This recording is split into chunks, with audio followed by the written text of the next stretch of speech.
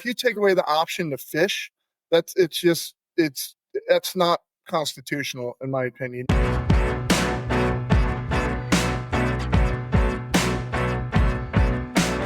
Hello and welcome back to the Fat Dad Fishing Show. I'm your host, Rich Natoli, and we had last week off. We had a guest that was trying to get on and just could not. The charter business kind of caught up with him that day, so he's going to be back on later. I'll announce the name later, but a bit later in the year, he's going to come back on, and we're going to get there. But tonight, we have Nick Honachefsky, Saltwater Underground, your local Mid-Atlantic national personality, I guess.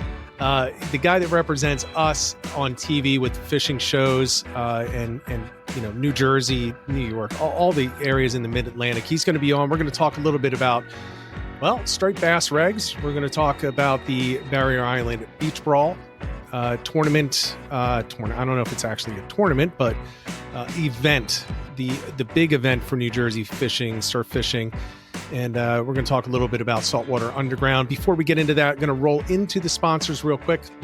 We have our first sponsor is Great Bay Outfitters, my home shop. And look, talking to Paul today, and if you're a kayak fisherman, temperatures are dropping. So this is the time of year where you're going to see it. It's going to happen no matter what I say here, no matter what people like Paul and anyone else does. Somebody's going to be on the water and they're going to be unprepared. The water temperatures are dropping and they're going to get stuck in the water without a dry suit on. Well, Paul has them. He has them in stock. He has the level 6. Make sure you go out and get them if you're a kayak fisherman. I have been in the water in a capsized kayak in March in Raritan Bay, and it is not fun even with a dry suit. If I hadn't had that dry suit on, I'd probably be dead right now. So, and that's not an exaggeration. So, look, if you're a kayak fisherman, go out and get one. And I'll tell you what, if you just want to stay dry, he's got the tops, he's got the bottoms, he's got the full suits. Check it out at Great Bay Outfitters. Now's the time of year to do it. On top of that, we have Quad State Tune, Kevin Driscoll. Anyone looking for a tune for the engine for your Toyota trucks, the Tacoma, and so on and so forth. It'll take care of the gear hunting, get more efficient mileage out of it, more horsepower, more torque. So give Kevin a call for that. And then for real estate, Southeastern Pennsylvania, that's me. I am a realtor with Weichert Cornerstone Realtors out of Bluebell and Collegeville. If you have anything, let me know. Things are really picking up in that business. And I want to thank all of you because I have had business coming through this podcast, including a sale down in New Jersey, property under contract in New Jersey. So if anything I can do, reach out. Number is in the beginning of this. It's 267-270-1145. And with that said, we're going to jump right into this. First of all, I want to say thank you to everybody in the chat. Good to see you. We'll try to work your questions in. But with that said, I'm going to bring Nick Honachefsky back in. Nick, it's good to see you, man. What's up, Richie? How you been, brother? All right? I've been good. I got to say, it was funny. My wife was talking to me before this, and she's like, "What are you doing?" Because I'm usually still working at this time. She's like, "What are you watching on TV?" She's like, "Oh, you're watching fishing." I was like, "I'm watching my guest." She's like, "No, you're not." I'm like, "Yeah, here's my guest." We were watching the Blizzard Tog. Yeah. I've seen that a couple of times. Yeah. Yeah, I've seen it a couple of times, but I just love it because it just kind of encapsulates what we're heading into now. I mean, it's still a little early for the Blizzard Tog, but the cooler weather fishing and all of that. And before that, I watched the other one from last season. The one I watched it actually last week, maybe the week before. I watched the one on the striped bass. So, you know, we got to talk striped bass. Yeah, but how have you been doing? Good, man. Real good. I'm glad you watched the Blackfish Blizzard episode. It kind of encapsulates like what Saltwater Underground's all about, you know, just to like hit the nail on the head with what the show kind of entails is that, it's kind of like underground roots, man. You know, it's like we're out there in 3 to 4, 5 inches of snow on deck, you know, like the hardcore stuff, not like that, you know, the easy sunny fishing down in Florida or something, you know, like we go out and we pound it, you know, and a lot of people don't realize how hardcore we all are up here in the Northeast, Mid-Atlantic and all that. But, it was a fun episode to film, you know, and We try and target those fisheries on camera that nobody usually gets a chance to see. And funny enough, I saw your opening promo there, and you got the sheepshead on the kayak. Yeah. That's awesome, number one. But number two, our first episode, we're filming season 6 now, which is going to start airing January 1st again on Discovery Channel and all the other outlets.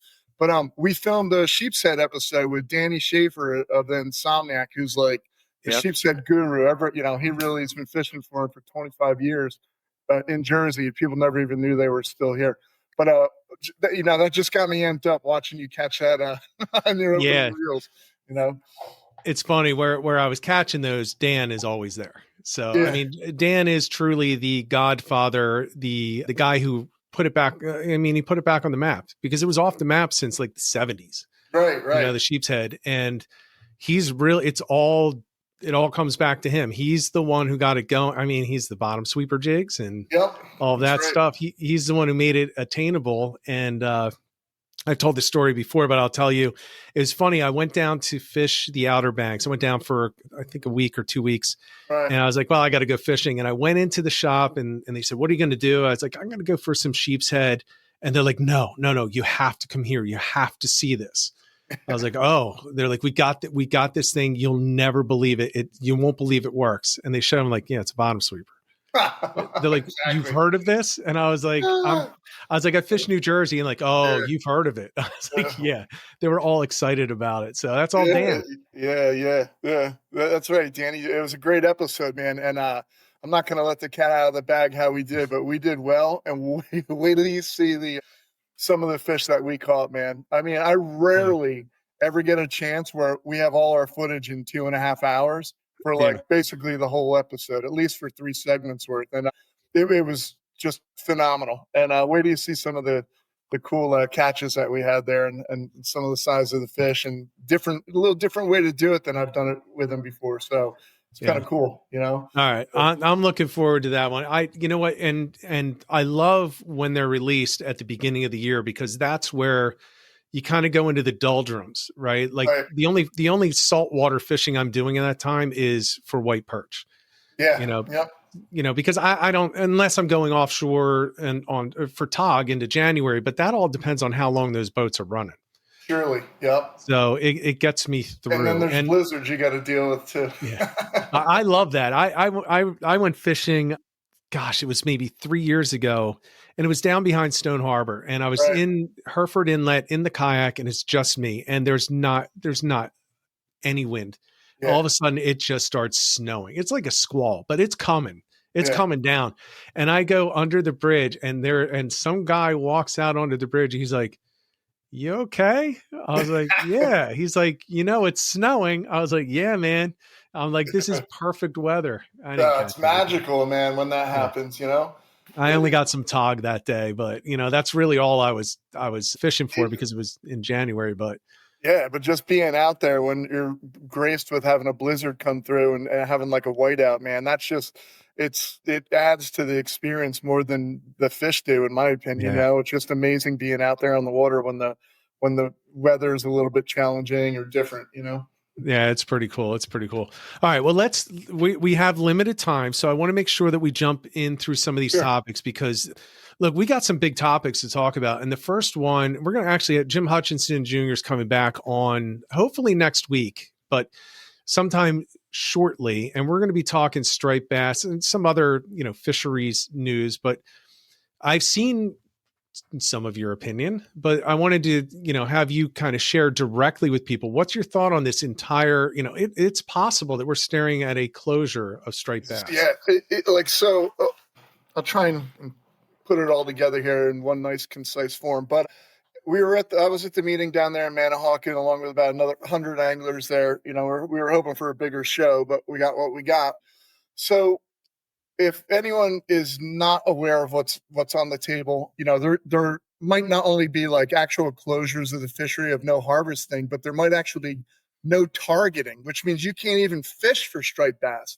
And I know it here. I hear from people, oh yeah, well, I'm fishing for blues, quote, I'm fishing for skates, quote, but I'll tell you what, man, it's like, if you're there in early December on the surf and there's 500 people at Island Beach State Park, the game wardens know there's no bluefish around. There's nothing Yep. else. So they will write tickets, and that's their job. They're put in an untenable situation. But let me rewind before any of that could possibly even happen. We don't know what the regs are going to be yet. We're hoping for status quo, which is one fish between 28 and 31 inches. But my thoughts are absolutely, I'm vehemently opposed to any no targeting law. Because if you take away the option to fish, that's not constitutional in my opinion. Right. I get it. I get it. They're trying to protect the species. But the one data point that I did not like that they said, because I don't believe it, is that they said catch and release mortality was 9%. And I raised my hand. I asked them a question. I said, what are the mechanisms that you determine that 9%? And the answer I got, they said, well, we do tag and release, and we have some acoustic tags, but they didn't really have the right answer. They didn't know the actual answer. Yeah. And so I said, well, how is that multiplied? How many acoustic tags have you gone out there and gotten back that they're dead, number one, right? So even if they put 10 tags out, right, and they got one back, which would on a dead fish, that means you would have to multiply that times millions to get like an actual subset data sample to make that 9% a reality. So anyway, the no targeting is absolutely off the table, in my opinion. Regarding no harvest, if they're going to do something with a no harvest with the waves, everyone's going to have to suffer up and down the coast, right? Because they're doing it where everyone has certain waves, like wave 2 and wave 5. And each wave is 2 months. So wave 1 is January, February, wave 2 is March, April, and so on, right? So if, say, they did a wave 2 and a wave 5 closure, that means we would be closed for September and October and March and April, which would suck, right? Yeah. For no harvesting and no targeting, right? But in my opinion, if they were going to close the fishery for no harvesting, I mean, I've always espoused this belief is do it when they're breeding. You know what I mean? There's no sense in targeting 50-pound fish that are egg laden, in March and April, whether it's the Chesapeake, the Delaware River, the Hudson, Raritan Bay. If they're going to close, if we have to close the fishery, I would do it during the spring spawn for the most part. Because the fall run, they're just fattening up. They're not spawning anymore. That just makes the most common sense to me. Yeah, I agree. I'm falling on the side that you are. First of all, I don't trust anything that they say as far as the numbers. Absolutely. And they're the first to admit it too. They say our data it's not concrete. We're just trying, I mean, I spent years doing statistical analysis for a very large company. And here's the truth. If you're working in statistics, you can make it say whatever you want it to say. Sure.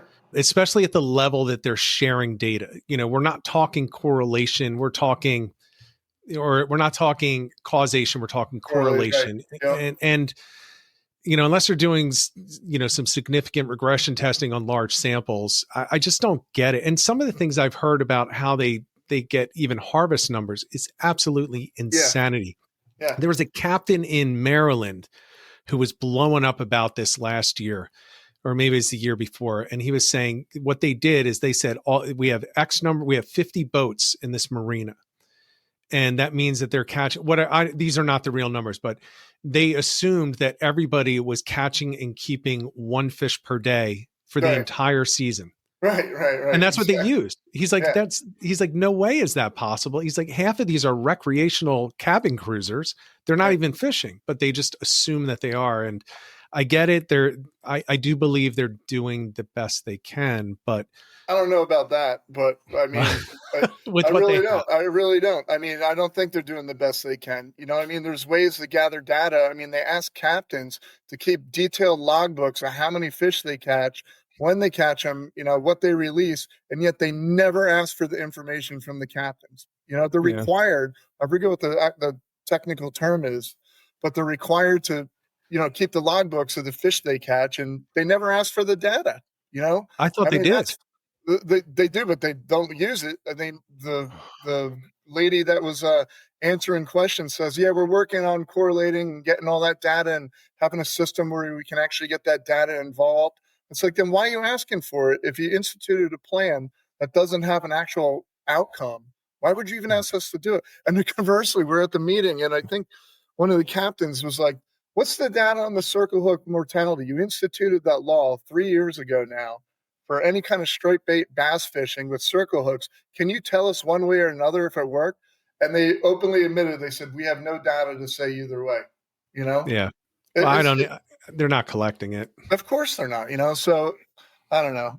I mean, we can go on and on. I mean, it's like beating our head against the wall all the time, but we have to beat our head against the wall to fight for what we need. And first of all, I have no problems whatsoever if the data is correct and it's salient data and it's truthful, at least to have enough of a subset of it to make some kind of actual truth out of it. I have no problem closing the season or doing what needs to be done to save the striped bass stocks, but they openly admit they don't really know if they're up or down. And here, Oh my God, there was this one graph in their PowerPoint presentation. It was a bell chart, right? Yeah. And the levels that they had where they said this is the level we're trying to achieve, right? To declare the stocks rebuilt. This is kind of like a half level, and this is like another level that we're working towards. The level that they want the stocks rebuilt at, that timeline went from 1930s to present day, and not once did it hit that top of that bell curve. So the entire recreational striped bass fishery since the 30s, in their opinion, has never hit that rebuild biomass. It's like they set their goalpost so far away that it's way beyond reality. You know what I mean? They have to change the parameters, So anyway. It seems like every time that something like this comes up, it just turns into a cluster.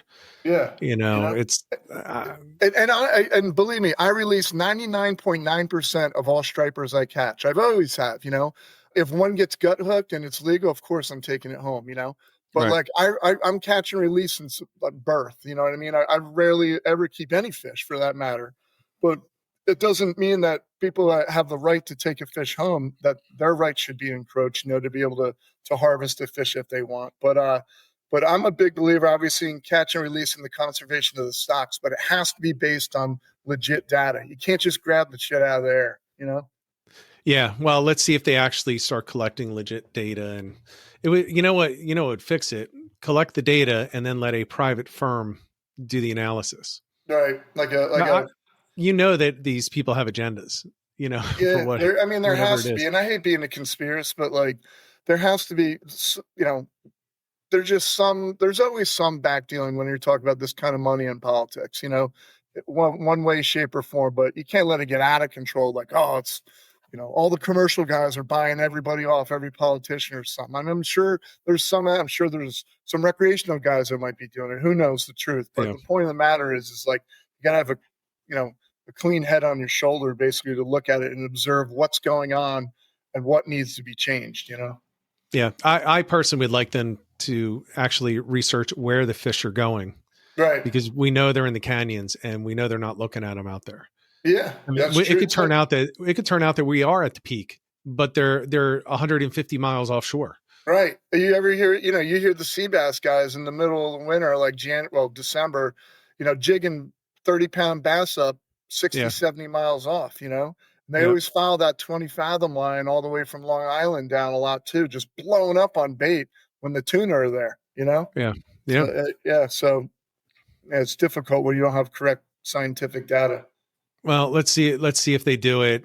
I just have such low confidence that they will, but and the other thing that doesn't help is every state does it differently. I mean, Maryland has the craziest opens and closures, but at least some of theirs, hey, they're spawning, so it's closed, in certain areas. So at least I get it, but I don't know. A lot of it just seems way too random to me.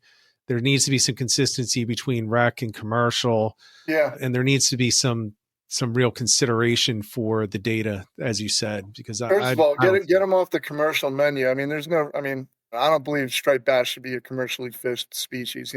I'm big in the advocate of, game fish species, but bass are good to eat. I get it, but go catch them yourself. Don't order them at a restaurant. Yeah, I agree. Honestly, I don't put them in my top 10 fish. Yeah. I really don't. They just, no. I mean, they're good, but they're not good enough for me to keep more than a Yeah. quarter of one a year, and that's only if it's gut hooked. And honestly, Nick, I haven't gut hooked a striped bass in probably 7 or 8 years. Right now. Yeah. Likewise. Yeah. Yeah, I don't know. I did have one that I could not revive that was luckily within the slot years ago. That was probably 4 or 5 years ago, but that's it. It's just too much work to clean for something that doesn't taste, Yeah, you see Paul. Fun to fish for, though. That's for sure. Striped carp. Yeah. There it goes. Yep.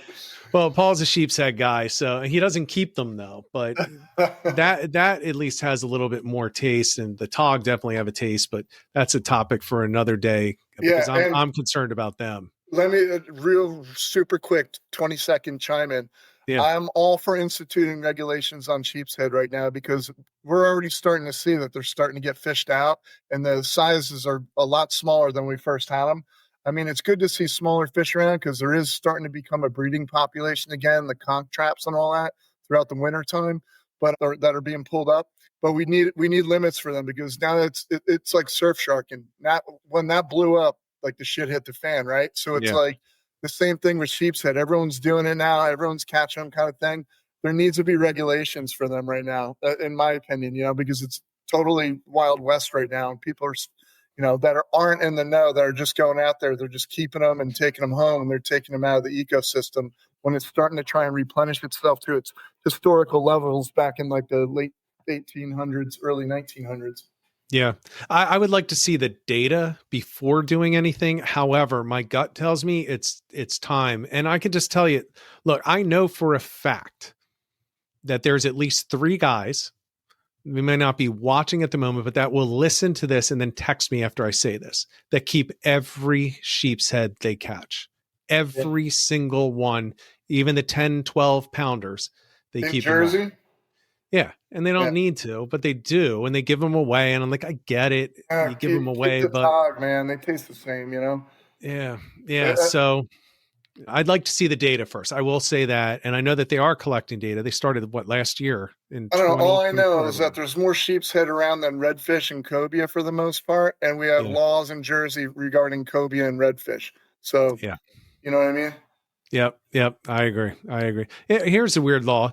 They put speckled trout under the same thing as weakfish. Yeah, well, I mean, they're different species, but it looks like it. Use the same law.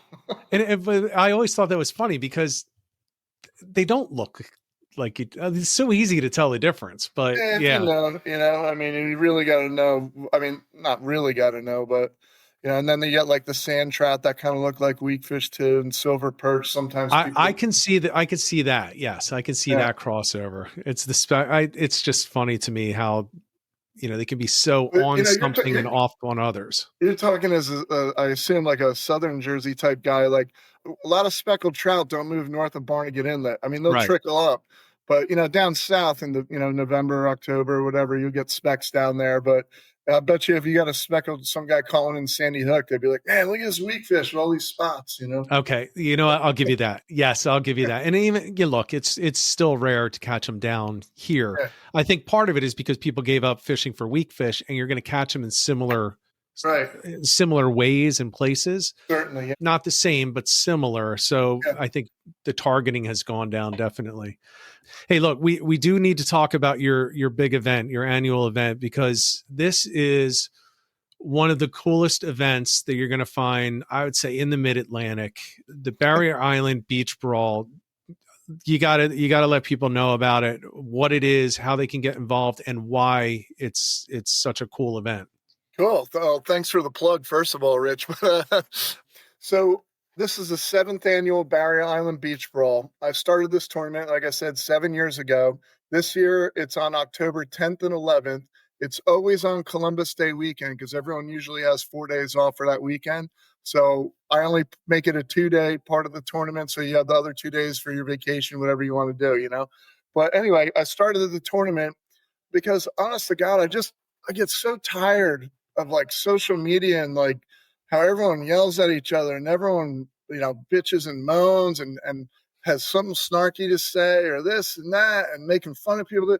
I was like, I want a tournament like the old tournaments, like when I was a kid growing up, it was about like getting together with your dad or your mom or your friends or uncle, whoever, going out and fishing, and then being excited for everyone, be amped, be like, oh man, that guy got a striper. Oh, we caught a fell salvia on the Barnegat jetty, and like, of course there was competition back then, and people, talk behind each other's backs, being like, oh, he doesn't know what he's doing, kind of thing, or whatever. But it wasn't so vitriolic as it is like nowadays. So I wanted to create a tradition again, which is why I built the tournament out, to bring family together and have people, mark it on their calendar every year to come back and join with friends and take their kids out. I've seen kids grow up from 3 years old to like 10 years old now. And they come back every year and they're more stoked every year, to fish with their mom or their dad. And, I have friends that come around from across the country, old college buddies who I hadn't talked to in 20 years, and they all get together, just to fish this tournament and get, it's a commitment where they can all, rekindle relationships. But, the point of the matter is that it's not, we do give away cash, and we actually have $35,000 worth of free gear that we give away, because all my connects in the fishing industry, everyone donates heavy to it. They're all monster prizes, from every manufacturer that you can possibly imagine, including all the Barrier Island tackle shops. It's called the Barrier Island Beach Brawl because it's from Manasquan Inlet to Barnegat Inlet. That's my island there, the Barrier Island there. But the point is that we give away, a ton of prizes. There's cash prizes, obviously, too, for all the species. It's not a striped bass, like strictly tournament. In fact, there's 15 eligible species broken down into like, bluefish, weakfish, triggerfish, blackfish, a little tunny bonito. In striped bass category is catch, photo, release. You don't even have to measure it. You don't have to weigh it, because I don't want to keep that fish out of the water. People are going to catch bass in October. So I figured we might as well make a category for it. All you got to do is snap a photo. I don't want to, measure or anything. So we get that fish back in the water. And, I just draw randomly, whether it's a 12-inch bass or a 50-inch bass. Everyone's got an equal chance of winning the top 3 bass categories. That's, so I don't make it like, you have to catch the biggest one type of deal. But, it's 7 years going strong right now. And, if anyone wants to sign up for it, you got to hit me up on Instagram at Nick Honachefsky, and you can go to the saltwaterunderground.com store link, the Barrier Island Beach Brawl, and click that. And we're closing registration in 9 days. So if anyone hears this, do it now. Yeah, what really appeals to me about it is it's not like a hardcore tournament where people are going to be stressed the whole time. Right. That's not the point, Yeah, you see so many people, and I kind of get that way sometimes when I do a tournament. Like if I really want to try to do well, I've kind of turned the corner on that. Now I just go out and have fun, and try to get together with people to do it. But I love the fact that just anyone can end up walking away with a prize and feel like they participated. Right. That's, if I can say that too, of course there's prizes for the species, but I get so much gear that I give it away, right? So I pick your name out of a hat. So like, hundreds of people are winning free stuff for not even catching a fish, Right. And that's the way I want it. I want you to go out and have fun with the chance of catching something, and then you're going to walk away with something, because anyone who signs up gets an awesome SPF shirt, which is cool. Barrett, you guys are going to be the first to see if you do on YouTube. This is the first shirt. I just got them yesterday from Sport Fishing Apparel. But oh, nice. You always get like the shirt. It's an SPF shirt this year. You get a bag of fish bites. You get some stuff from Costa. So the entry fee itself, you're already getting all the stuff back at you, and then you got a chance of winning $35,000 worth of stuff. Oh, if I may say one more thing too. One of the most important facets of the tournament is that anybody who doesn't want to keep their fish, we keep them, and I fillet them personally, and we donate all the fish to St. Gregory's Food Pantry in Point Pleasant to feed the homeless and hungry. And every year that I go there with coolers full of fillets, they're stoked. And the people that run the pantry, I think they're nuns, they say every year they get people saying, when's the fish coming? When's the fish coming? So that makes me happy that, people really look forward to eating the fish that we donate there. And then we also have a 50-50 and raise money for St. Jude's at the awards party at Heavy Reel Brewing, in the afternoon on the Saturday, the 11th. So, yeah. See, Nick, this is the kind of event I love, right? It's not all for the glory and the big picture of the fish on the hook. It's people out fishing together, and there's no reason to hate the guy that just reeled in a fish next to you. Right. You don't have to You're worry. entered anyway. You're all entered anyway. Yeah, You you know? got the same chance winning the St. Croix Rift or the Yeah. Yeti, cooler, same chance for the most part, Yeah. And it gives the people to show up to the awards thing too, because Yeah. I didn't catch any, I didn't weigh anything. Like half the tournaments, it's only a quarter of the people because a quarter didn't catch anything. Right. Another quarter know that they're not in the running, and then the last quarter they want a beer, Right. or Right. And or that's why they have a shot. Yeah, you get to drink a few beers at Heavy Reel, and we brew our Saltwater Underground lager for that event too, which is cool. Yeah.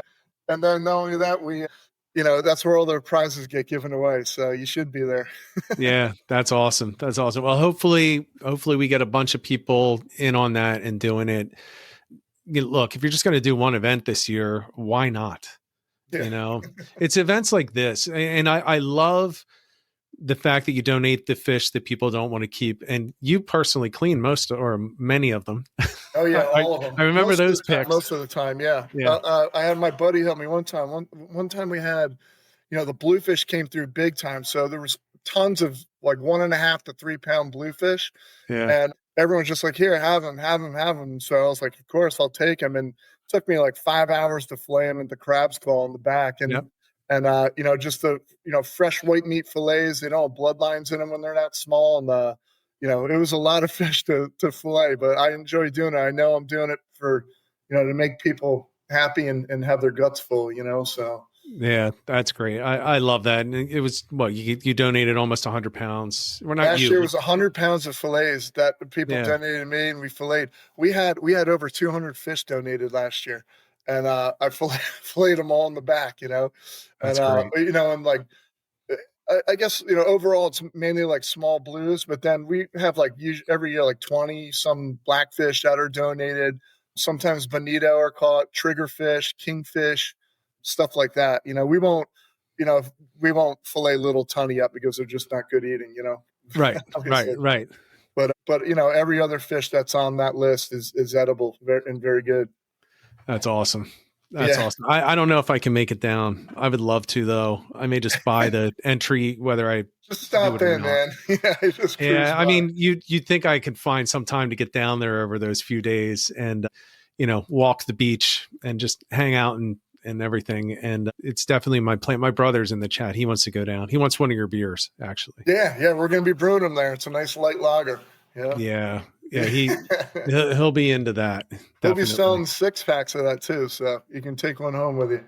All right. I'm sure he'll take more than one home with him. There you go. Yeah. As a matter of fact, if he's at work, he's in a brewery right now. Nice. How about it? Yeah. So, God, I hope he's not at work. He'll end up getting fired. Watching a live stream while he's at work. All right. So, everyone, make sure you check that out. Go to Saltwater Underground website. It is there at the top right. I mean, you can go in and see all about it, and then you go into the shop and you can buy it. And the dates again, Nick? This October 10th and 11th, a Friday and a Saturday. Awesome. Columbus Day weekend, yeah. Is the award on the Saturday, on the 11th? So, you can start fishing at 5 a.m. on the Friday, and you fish all the way through till 3 p.m. on Saturday, and the award starts at 4 p.m. on Saturday. And we start giving away everything at 6 p.m. on that Saturday at Heavy Reel Brewing in Seaside Heights. Okay. And it's all land-based fishing? Yeah, strictly the surf. Yep. Okay. All right. So if you don't want to compete for a species, you just want to enter it and fish it and hope for an extra prize, you could jump out on a kayak, right? Nope. No? No dice, brother.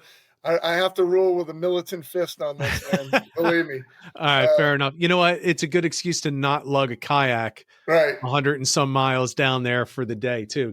That's always stressful too, because you do a tournament with a kayak and then all of a sudden you're sitting at the awards thing with your kayak unlocked in the back of a truck, with $1,000 worth of gear in it. So all right, I'll bring my surf stuff. Let's bring your surf rod and grab your beach permits, man. Get them.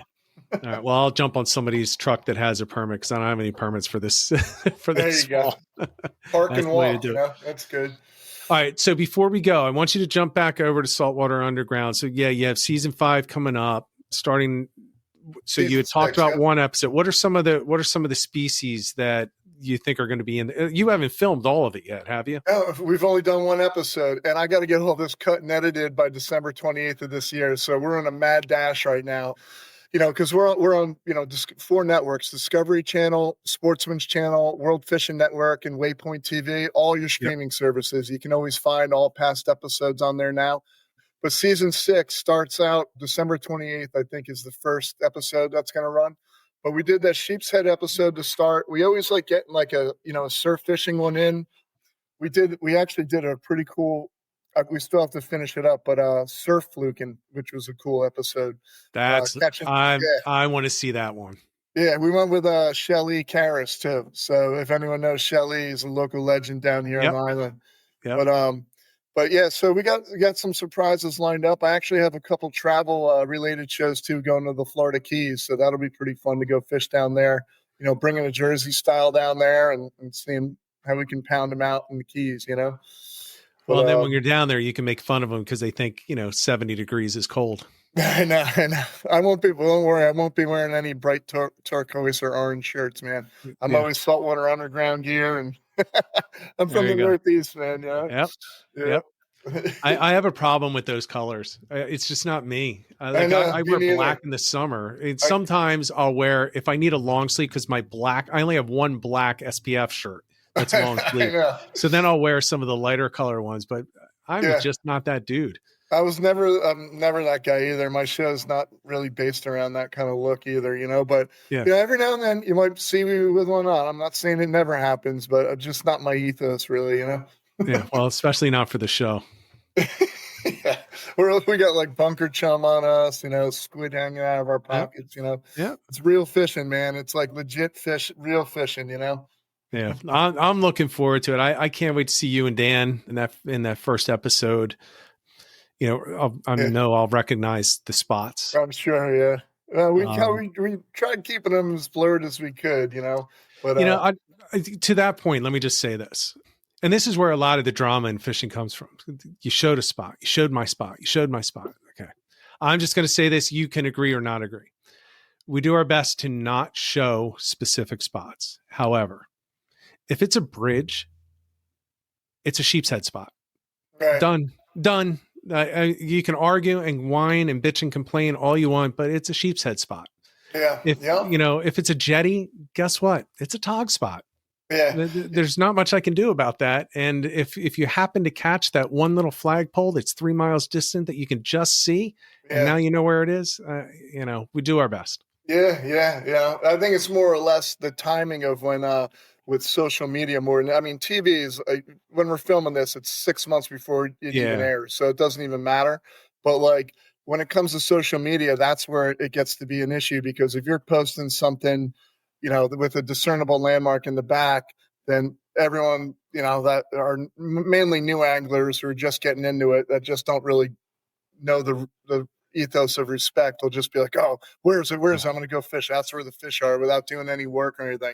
And I'm not going to lie to you. There's been times where I posted really quick on like Instagram and I get lit up and I'm like, shit, man. I'm like, oh, I left that thing in there. It's like, and then it's too late to take down. Then it's like, oh, spot burn. I'm like, man, whatever.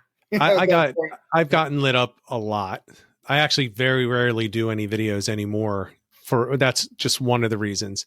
Yeah. But the one thing that I am super, super careful about is land-based spots. To me, that's the biggest deal, because if you're a land-based fisherman, you do not have a fraction of the options of people in a kayak or on a boat.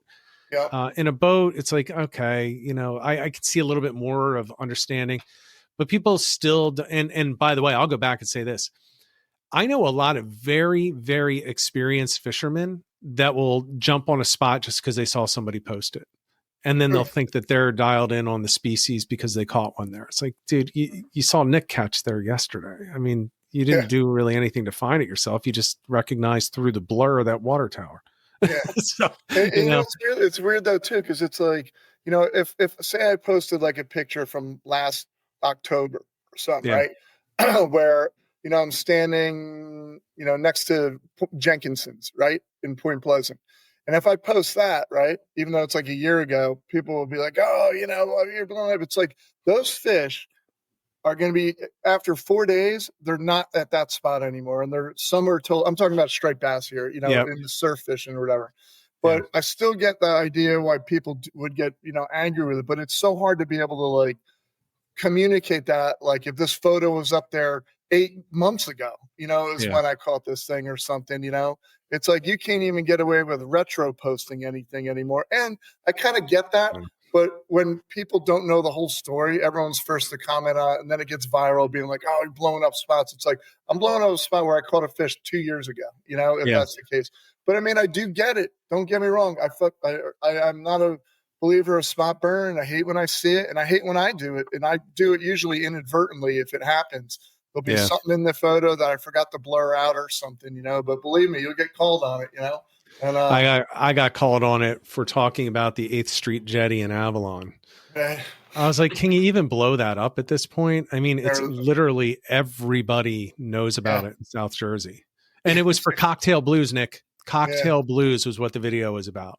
Yeah. I was like, dude, they're just swimming through. They weren't even there 5 minutes later. It's, I mean, I get both sides of it. I really do, because I get angry when, people blow up a thing and it's like, all right, no one did the work to go find this, and the word got out in one day because someone saw it in the background, and now the spot's totally blown. Like any spot you fish nowadays, if you have it, generally speaking, and I'm talking surf fishing right now, you may have 3 days to yourself before it's blown. You know what I mean? Yeah. My rule of thumb to tell you this is that you don't tell anybody about it, it's not going to get blown. You tell your best, closest friend and swear him to secrecy not to tell anyone, he's going to tell one person, right? Yeah. And then it'll happen. If you tell a friend and say, oh, man, you're close, you're a friend, but you're not like my brother, you're not as close as I am, but I told you, he's going to tell 5 people. You know what I mean? So you can't even trust yourself. Don't even tell yourself where you're fishing, if you really want to keep it going. Well, and that's why that's one of the reasons I don't do videos anymore, because it's just too much drama. I'm like, I'm just trying to help people catch fish. It's not the spot that I'm talking about, but it is what it is. Yeah. Oh, well. Yeah, that's it. Yeah. So, hey, Nick, thanks for coming on. We had agreed to keep this a little bit shorter tonight. Everybody, the Barrier Island Beach Brawl, make sure you go Saltwater Underground, check it out, sign up for it. It's a great event with he's already talked about the benefits to the community too. So not only is it fun, but you're going to help some folks out by doing that. And if you're like my brother, you can go down and grab a beer. There you go. Yeah, at the very least, you're grabbing a beer, and we'll be pouring them for you guys all. That's awesome. That's awesome. And we'll see what happens with these striped bass coming up.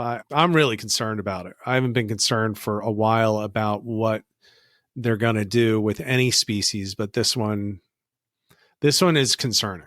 Yeah. Anytime I hear no targeting, that's really what really gets me fired up more than anything. So yeah, we'll have to see what happens. But let's hope for the best. Oh, by the way, if anyone's listening to this, send your comments into ASMFC by October 3rd, because that's the cutoff day for public comment. And believe me, the word's gone viral all throughout like social media and like other outlets. So we're really flooding them right now with information and with our opinions. And, my personal opinion right now, as it is I would like to probably at the most have status quo. And if it has to be a closure, then do it in the springtime when they're spawning in the big egg-laden females. But I really don't want any kind of closure whatsoever. But status quo is what I'm advocating for at the present moment. But whatever your position is up to you. But send in your comments by October 3rd to be heard.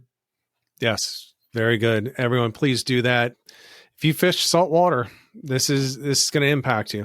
Even if you don't fish for striped bass, it's going to impact you, because you can be sure it's going to be used as a model for the next species too.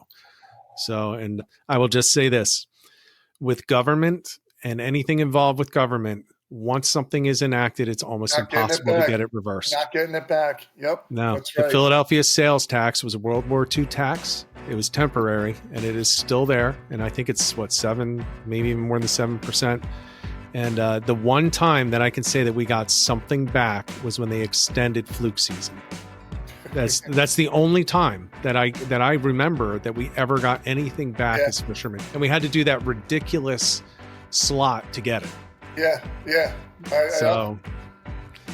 So everyone keep that in mind.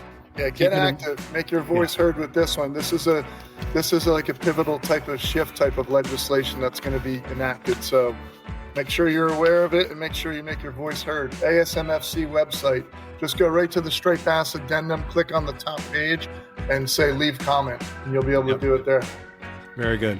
I'll put a link in this a little bit later so that people have a link within the YouTube, and I will also put one in the podcast. So if you're listening to this on the podcast, which most of you do, that watch or listen, it's usually the podcast. I'll put a link in there as well so you can go through and give your opinions. I'm going to try to actually get this uploaded tomorrow if possible, just so that it's ahead of the 3rd by enough time for people to listen to it so that we can get something done. So thank you very much. Appreciate it, Nick, for coming on. Everyone, I want to let you know, we're hoping for Jim Hutchinson next week. It's a little fluid, so we'll see if I can. He's got travel and all this stuff going on. He's a busy guy, but we're going to see about that.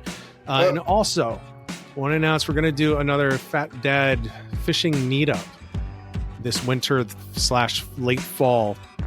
Probably on the Osprey. We're going to pick a day, and we're all going to get together and go for blackfish. So, good boat, yeah. You know, I just didn't realize there was a comment section here. So, for everyone who left a comment, thanks, and I'll get back to you whenever I can. But you know, I appreciate any comments you guys had. I just noticed them right now. No, it's all good. It's tough when you're talking and the chat's going by. I didn't even know there was a comment section. I was trying to monitor it. Half of the things are my brother making fun of me. So, you'll definitely have to. I'll buy him a beer. Yeah. We'll skip over those. All right, Nick. Thanks a lot, everybody. Until next week, get out there, get on the water, and get some tight lines.